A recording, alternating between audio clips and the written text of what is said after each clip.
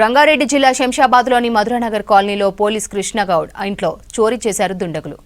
కృష్ణగౌడ్ కుటుంబ సభ్యులు అరుణాచలం వెళ్లారు. ఇది గమనించిన దొంగలు ఇంట్లోకి చొరబడి బంగారం, వెండి ఆభరణాలతో పాటు నగదును ఎత్తుకెళ్లారు. వెంటనే పోలీసులకు ఫిర్యాదు చేశారు కృష్ణగౌడ్ కుటుంబ సభ్యులు. కేసు నమోదు చేసి దర్యాప్తు చేస్తున్నారు పోలీసులు. ఘటనా స్థలానికి చేరుకుని ఆధారాలు సేకరించి సీసీటీవీలను పరిశీలించారు పోలీసులు.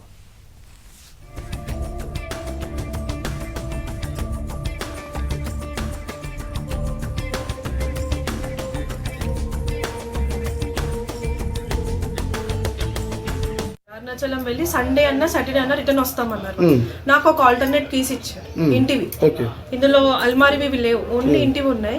వాళ్ళ దగ్గర ఒకటి, నా దగ్గర ఒకటి ఉంటుంది. ఎందుకంటే నేను పాపని తీసుకురావడము చూడమని చెప్పి అలా నాకు ఇంకా ఇవి అంటే నేను హాలిడే లేదు అని చెప్పేసి నేను పాపని మా హస్బెండ్ ని హాలిడే పెట్టేసేయమని చెప్పి తనని చూసుకోమని చెప్పాను. ఇవాళ మార్నింగ్ నేను తను లీవ్ పెట్టినాడు, పాపకు హాలిడే. నేను మా ఇంటి దగ్గరే వండించుకొని తినేసి లేట్ గా బయలుదేరాం. ఇంకెందుకు ఇక్కడికి అనవసరంగా టైం వేస్ట్ అని నేను పేషెంట్స్ హోమ్ విజిట్స్ కవర్ చేసుకున్నా. మధ్యాహ్నం మళ్ళీ మా ఇంటికి వెళ్ళాం కల్వకోలు. వెళ్ళి అక్కడ మేము భిక్ష పెట్టిస్తున్నాం, తిన్నాం.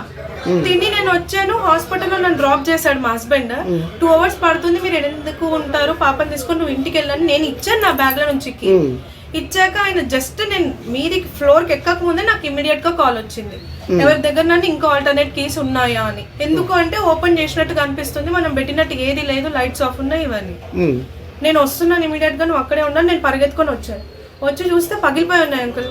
నేను అప్పటికి మనం వేసామో లేదో కదా, ఒకసారి లోపల చూసుకుంటే మనం కన్ఫర్మ్ గా చేయొచ్చు అనేసి తీసిన. నేను బయట గేట్ తీసిన, ఇది తీసిన.